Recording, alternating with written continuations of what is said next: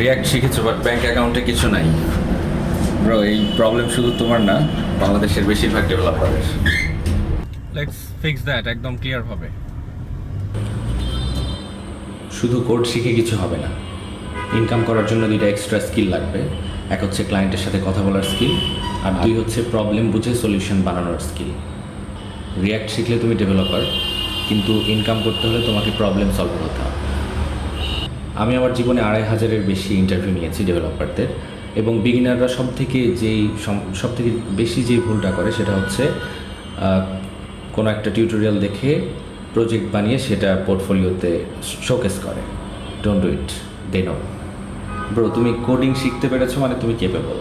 Just তোমার কিছু direction লাগবে, ফলো করে রাখো।